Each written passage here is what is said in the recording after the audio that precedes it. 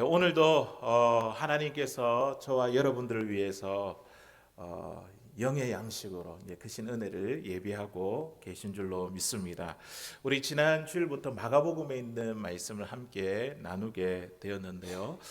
우리 마가복음 제일 처음에 등장한 인물이 누구일까요? 우리 지난주에 함께 살펴보았죠. 세례 요한입니다. 많은 무리들이 사람들이 이 세례 요한에게 몰려왔고 그의 메시지를 듣고 또 회개의 세례를 받게 되었습니다. 많은 사람들이 이 세례 요한을 주목해 보았습니다. 하지만 그는 어떻게 했다고요? 주목해 보는 그 인기와 영광을 누린 것이 아니라 스스로 낮추어서 예수 그리스도가 오시는 길을 준비하고 예비했습니다. 그가 머무르는 장소, 이 광야죠, 광야. 머무르는 그 장소와 그가 입는 것, 무엇을 입었다고 되어 있죠?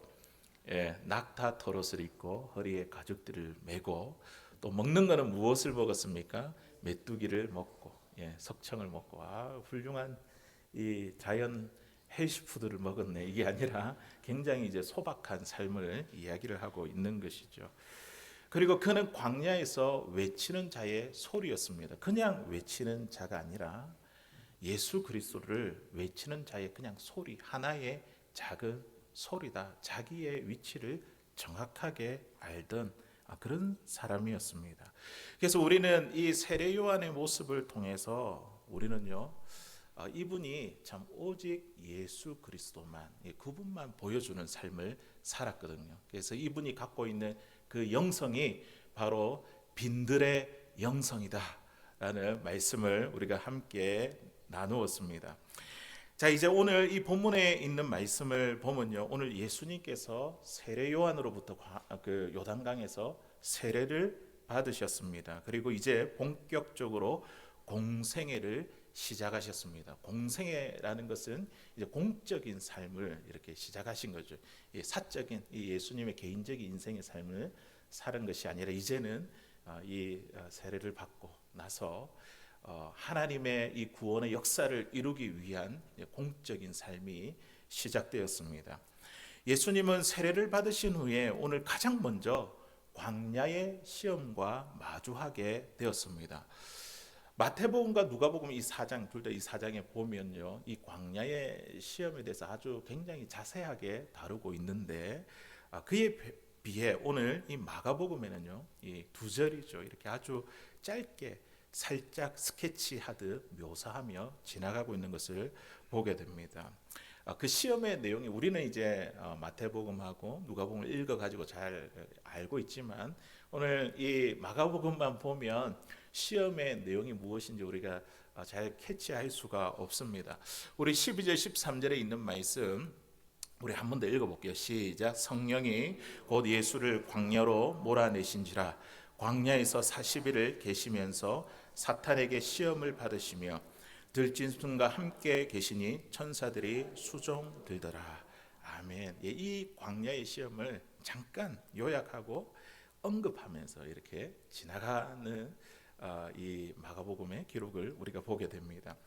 예수님께서 마주하신 이 40일이라는 광야의 시간은 어떤 시간일까요? 이 광야는 황량하고 참 척박한 그런 곳이지 않습니까? 홀로 서 있게 되는 고독한 시간, 사탄으로부터 시험을 받는 시간. 오늘 보니까 들짐승이 함께 있었다 그랬죠.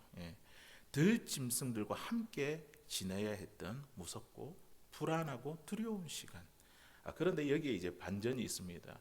이 40일 동안 무엇을 했냐면 예수님 밤낮으로 금식을 하셨잖아요. 그러니까 하나님과 깊은 관계를 누리는 은혜의 시간.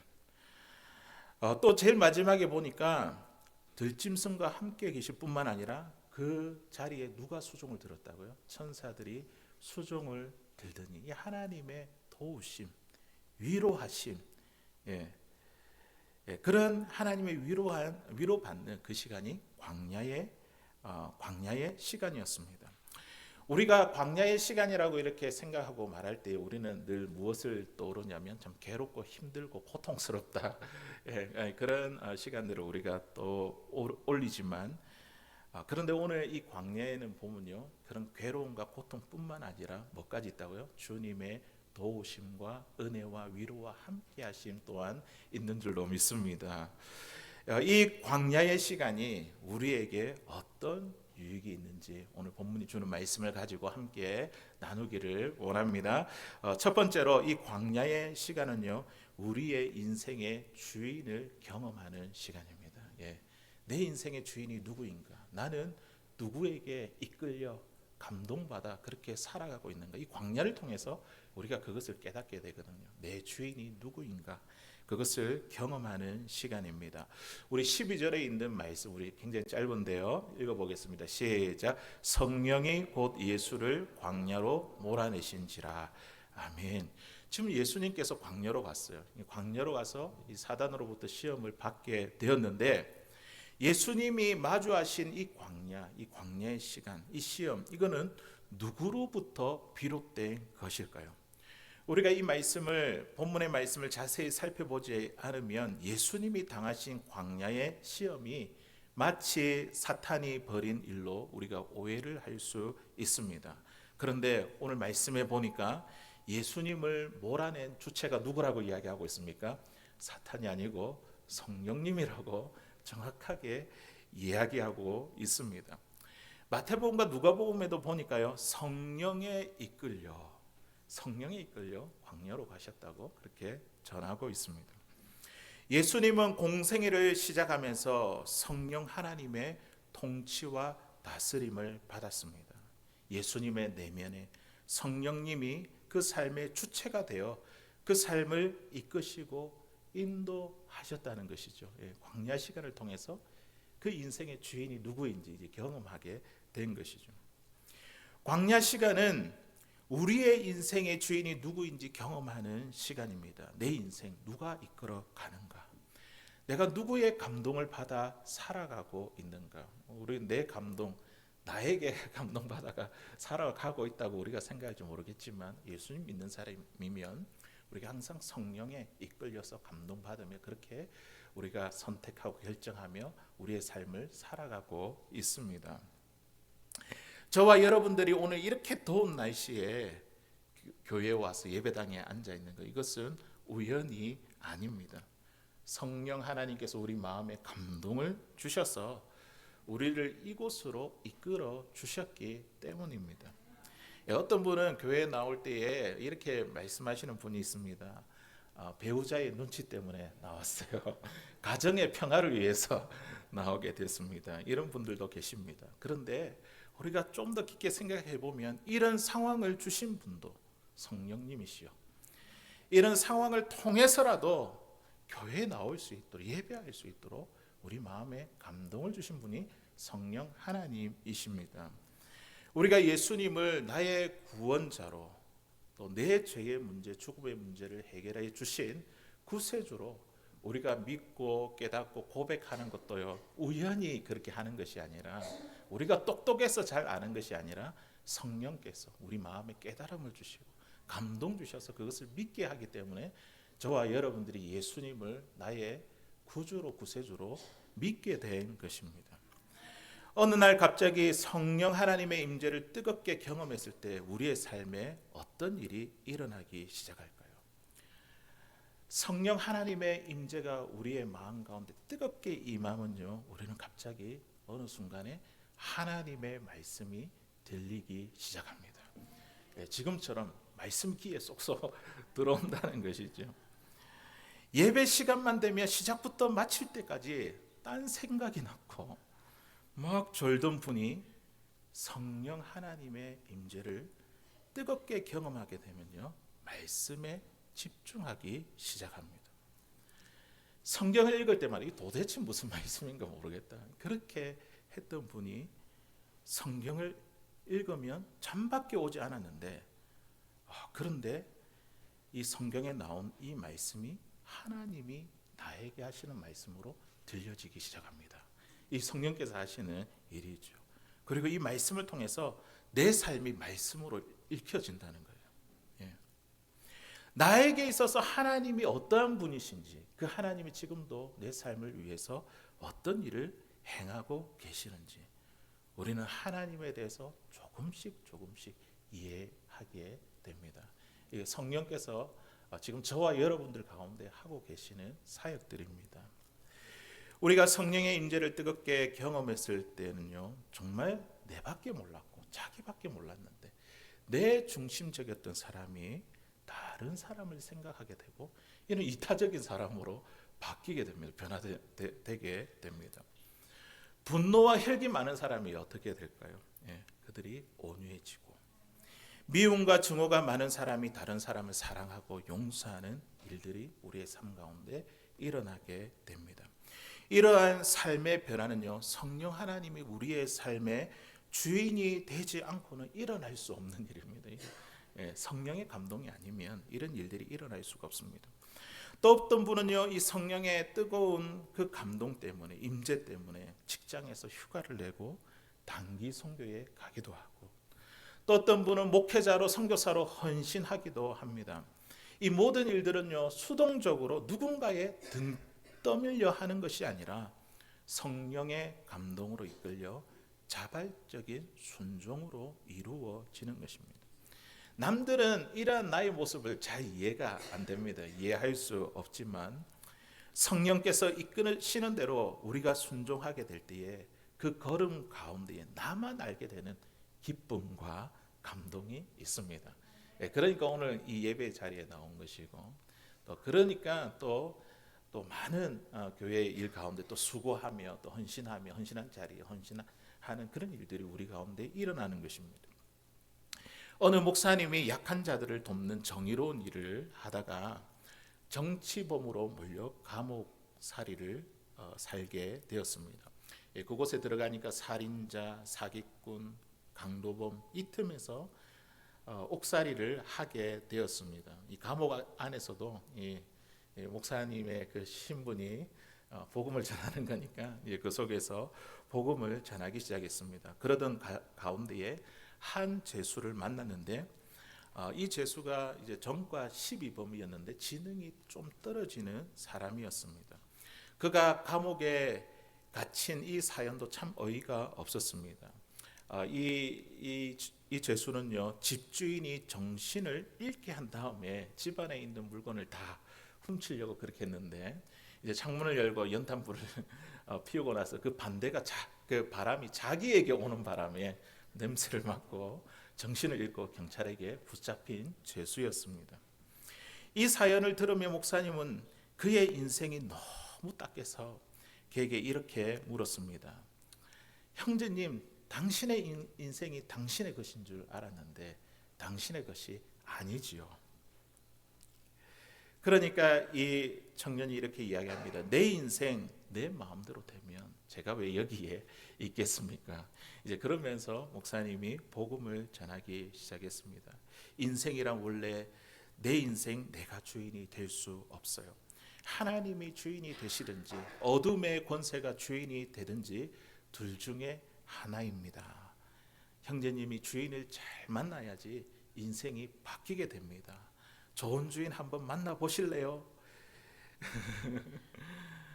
이 목사님이 이 형제님에게 예수님이 형제님의 주인이 되면 형제님의 인생이 바뀌게 됩니다. 이런 복음을 전하며 이 형제를 극진히 돌보게 되었습니다. 사랑하는 성도 여러분, 저와 여러분들의 그 인생, 우리의 인생은요, 결코 우리가 주인이 될 수가 없습니다. 우리 인생의 주인은 두 가지 중에 하나입니다.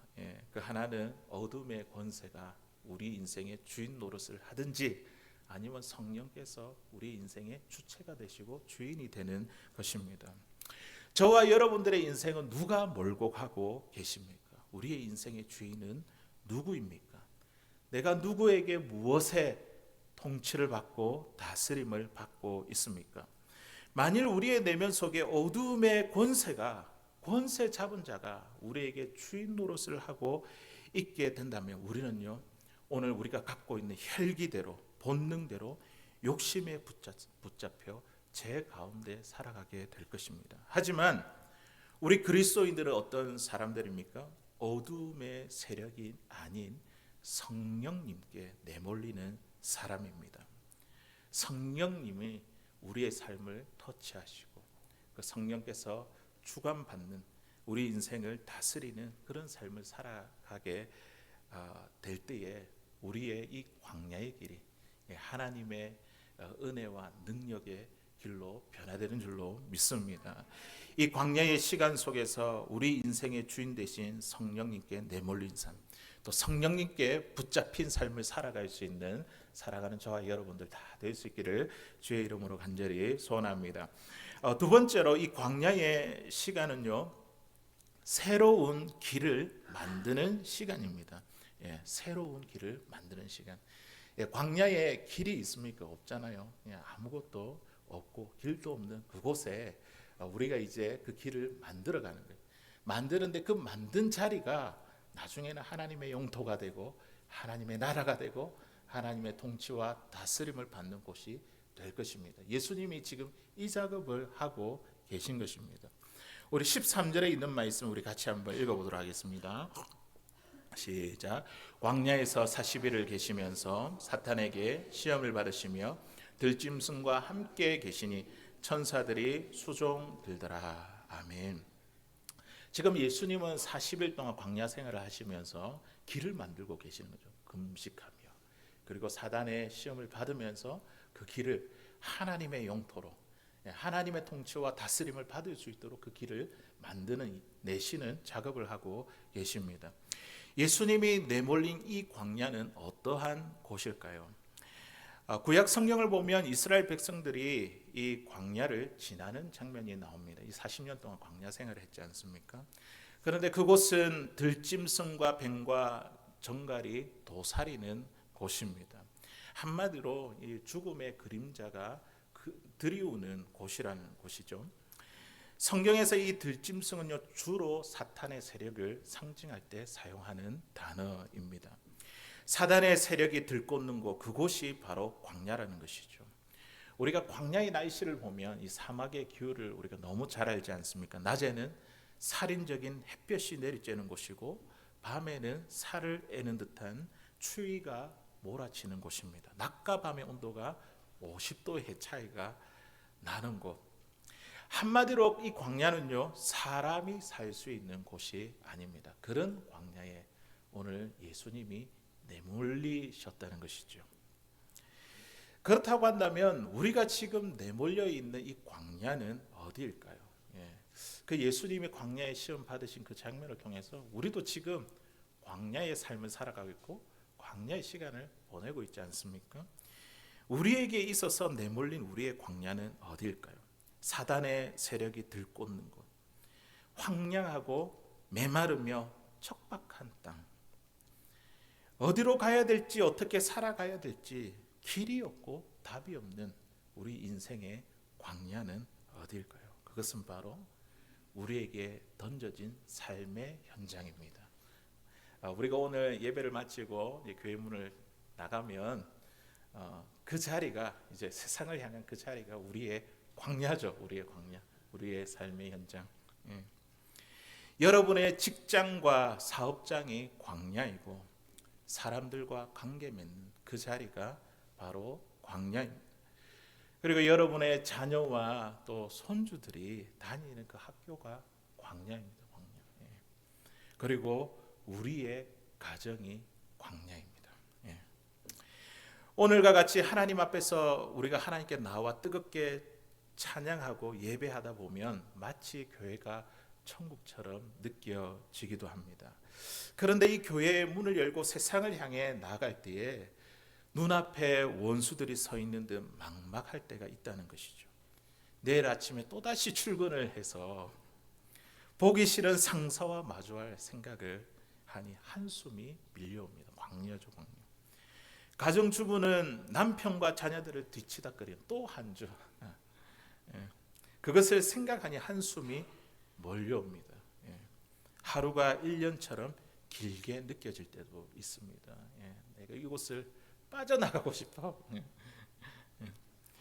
그래서 교회는 세상이라는 광야의 한복판에 세워진 쉼터의 역할을 담당해야 됩니다. 이 광야의 이 연장 가운데 교회가 있지 않습니까? 교회에 들어와서 서로의 눈물을 닦아주고 서로를 수용해 줄 수 있는 곳, 위로와 격려가 넘치는 곳이 교회가 되어야 됩니다. 그래서 우리가 보실 때에 참 우리 참 사랑의 말로 또 웃음 가득한 우리의 얼굴로 눈빛으로 보면서 서로에게 참 위로가 되고 힘이 되는 우리 교회가 되었으면 좋겠습니다. 서로를 위로하고 격려하는 그 일을 통해서 우리는 하나님이 주시는 새 힘을 공급받을 수 있습니다. 이것이 바로 광야 같은 세상 가운데 교회 공동체를 세워주신 이유입니다. 예수님께서 40일 동안 내몰린 이 광야는요, 도시처럼 길이 잘 닦인 곳이 아닙니다. 정말 아무것도 없고 길도 없는 황량한 곳입니다. 그런데 그곳에서 예수님은 지금 무엇을 하고 있습니까? 40일 동안 금식을 하며 또 사단으로부터 시험을 받고 계십니다. 이 광야에 지금 길을 내고 계시는 것이죠. 예수님이 밟은 땅이 하나님의 영토가 되고 나라가 되고, 그리고 주변에 있는 생명을 잃은 자들이 하나님 앞에 나아가기 위한 그 길을 지금 닦고 계시는 겁니다. 사도 바울이 디모데후서 2장 15절에 있는 말씀에 보니까 그가 목양하고 있는 이제 교회의 목회자로서 권면하는 말씀이 있는데 이렇게 이야기를 합니다. 우리 같이 한번 읽어보도록 하겠습니다. 시작. 너는 진리의 말씀을 옳게 분별하며 부끄러울 것이 없는 일꾼으로 인정된 자로 자신을 하나님 앞에 드리기를 힘쓰라. 아멘. 지금 이 디모데가 이제 한 교회의 목회자가 되고 이제 사역을 하고 목양을 하는데 이 디모데가 나이가 참 어렸던 것 같습니다. 그러다 보니까 이 목양하는 이 성도들을 이렇게 참 목양하기가 참 쉽지 않았던 것 같아요. 자, 그런데 그 가운데에 사도 바울이 이 디모데에게 뭐라고 하냐면 너는 진리의 말씀을 옳게 분별하며, 그 하나님의 말씀을 가지고 길을 내라는 거예요. 길을. 네가 밟는 그 땅이 하나님의 나라가 되고 하나님의 영토가 되고 하나님의 소유가 되고 하나님의 통치와 다스림이 일어날 수 있도록 그 길을 말씀을 옳게 분별하여.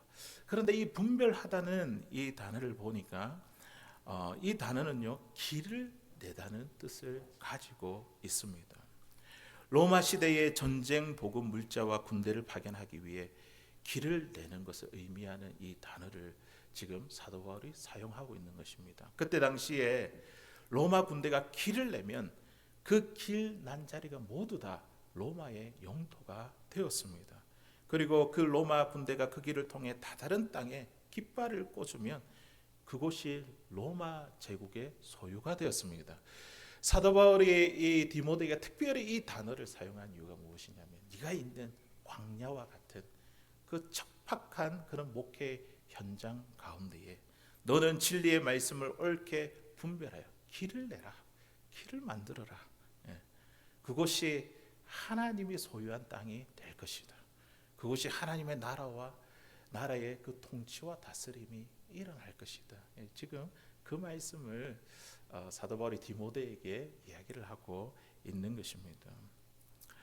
사랑하는 성도 여러분, 우리 예수님은요, 광야에 길을 내시기 위해 이 땅에 오셨습니다. 우리에게 구원의 길, 하나님께로 저와 여러분들을 인도하기 위해 이 땅에 오셨습니다. 40일 동안 금식하며 또 시험을 받으며 그곳이 하나님의 영토가 되고 나라가 되고 하나님이 통치하고 다스리는 그곳이 되기 위한 그 길을 내기 위해 이 땅에 오셨습니다. 저와 여러분들은 그리스도인이라고 불리는 사람들입니다. 예수님을 따르는 사람들이죠. 우리의 삶의 현장, 광야와 같은 그곳에 우리 하나님은요, 저와 여러분들이 길을 만들기를 원하십니다. 진리를 옳게 분별하는 것, 하나님의 말씀을 가지고 이 척박한 땅 가운데 내가 한 걸음 한 걸음 내디딜 때 그 땅이 하나님의 영토가 되고 하나님의 나라가 될 줄로 믿습니다. 우리 가정이 그렇게 될 것이고 여러분들이 일하고 있는 현장, 사람들과 함께 관계하는 그 현장이 하나님의 영토 소유, 하나님의 나라 다스림이 일어나는 곳이 될 것입니다. 이 광야의 시간은요, 어떤 시간은요? 어떤 시간이라고요? 새로운 길을 만드는 시간입니다. 예, 저와 여러분들의 이 광야의 삶이 가정과 일터가 하나님의 나라 그리고 하나님의 통치와 다스림이 이루어지게 되기를 주의 이름으로 간절히 소원합니다. 이제 마지막으로 우리 이 광야의 시간은요, 시험과 마주하는 시간입니다. 우리 예수님이 광야에서 40일 동안 금식을 하시고 또 어떤 일이 있었다고요? 사단으로부터 시험을 받으셨습니다. 광야는 사단의 유혹과 시험이 가득한 곳입니다. 그리고 이 광야에 들짐승과 함께 있었다는 것은요, 항상 사단의 공격으로 위험이 도사리고 있는 곳이라는 것이죠. 하나님의 나라가 승리하느냐 아니면 사단의 세력이 승리하느냐. 이 광야는요, 날마다 치열한 전쟁의 한복판에 서 있는 곳입니다. 우리가 날마다 전쟁 중이죠. 지금 계속해서 영적인 싸움을 싸우고 있습니다.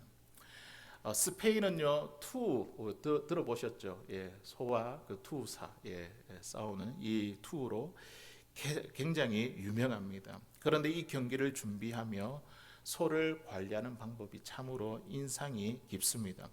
우선 한동안 소를 넓은 들판에 풀어 마음껏 뛰어놀게 합니다. 그리고 먹이도 충분히 줍니다.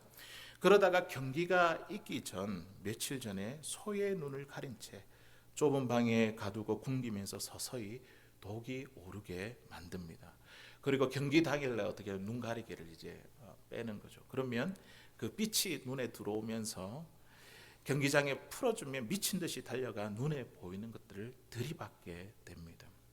그때 투사는 들어가서 슬슬 이제 소에게 상처를 내면서 약을 올립니다. 이러면서 막 투사가 바뀌죠. 이렇게 하는 역할을 하는 사람이 있고, 근데 마지막에 이제 두 칼을 가지고 이 소의 심장을 찌르는 사람이 나중에 등장하거든요. 예. 자, 몸의 상처를 입은 이 소와 투사가 1대1로 마주하는 순간이 찾아옵니다. 그때 이 절체절명의 시간을 진실의 시간이라고 부릅니다. 이 시간은 투사와 소가 자신의 생명을 걸고 싸우는 시간이죠. 이제 실제로 이제 이 일로 투사가 목숨을 잃은 그런 경기도 있습니다. 소도 마찬가지, 자기 목숨을 걸고 대면하는 시간이죠. 오늘 광야에 내몰린 이 예수님이 바로 이 사탄과 시험과 마주하는 진실한 시간 앞에 서 있습니다. 오늘 본문에 있는 말씀에 보면 이 시험의 내용이 뭔지 우리가 잘 알 수가 없지만 마태복음과 누가복음에 보면 세 가지 시험이 있지 않습니까? 이 사탄과 마주하는 그 시험이 있습니다. 진실의 이 시간 앞에 예수님께서 광야에 당하신 첫 번째 시험이 무엇일까요? 첫 번째, 돌을 떡으로 만들라, 먹는 것, 빵의 문제였습니다. 너가 정말 하나님의 아들이 맞다면 이 돌들에게 명하여 빵이 되게 하라. 그렇게 시험했습니다. 사단은 굶주려 있는 예수님의 약점을 잘 알고 공격했습니다. 사단은요, 항상 저와 여러분들의 약점을 잘 압니다. 그 약점을 알고 그것을 공격 포인트로 삼습니다. 이성에 약한 사람은 이성의 공격 포인트로 삼고요. 또 물질에 돈에 약한 사람은 이 물질에, 명예에 약한 사람은 명예에, 권력에 약한 사람은 권력에, 각 사람이 지닌 약점을 공격 포인트로 삼습니다. 인간의 몸을 입고 이 땅에 오신 우리 예수님은요, 우리와 똑같이 슬픔과 고통과 욕망을 느끼셨습니다. 우리처럼 먹지 못하면 예수님이니까 괜찮겠지. 이게 아니라 허기지고 고통스러운 것이죠.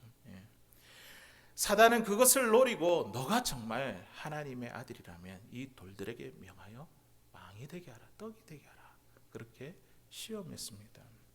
그런데 만일 이때 예수님이 내가 못할 줄 알고 하면서 천지에 널린 돌을 다 빵으로 변하게 하셨다면 사단이 예수님께 굴복했을까요? 안 했겠죠. 더 좋아했겠죠. 잘 됐다 이렇게 했겠죠. 이것이 바로 우리의 삶 속에서 마주하는 광야의 시험입니다. 이게 항상 이 사단으로 하여금 우리가 진실한 시간 앞에 이러한 유혹으로 마주하게 된다는 것이죠.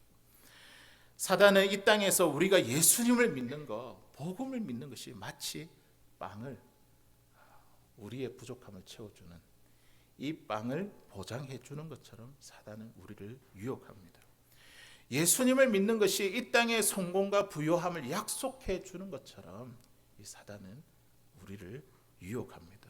그러나 우리 하나님은요, 예수님 믿는다고 해서 성공하고 잘되고 건강하고 예수님 믿는다고 이런 기복적인 그런 것들을 우리 하나님께서 우리에게 약속한 적이 없습니다.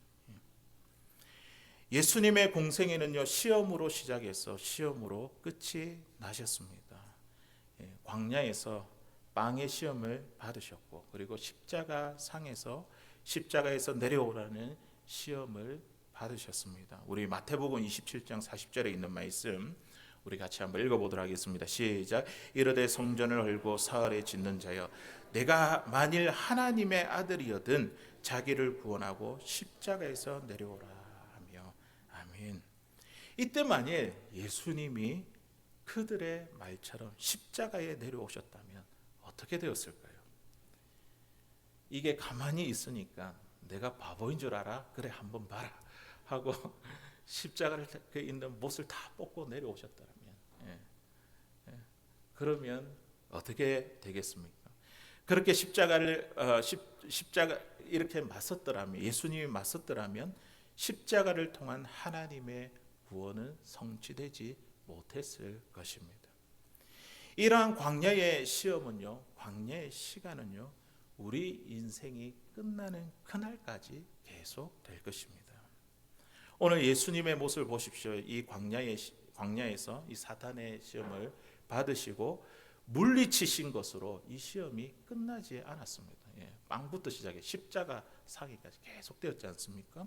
그리고 누가복음 4장 13절에 있는 말씀에 보니까요, 우리 같이 읽어보겠습니다. 시작. 마귀가 모든 시험을 다한 후에 얼마 동안 떠나니라. 아멘.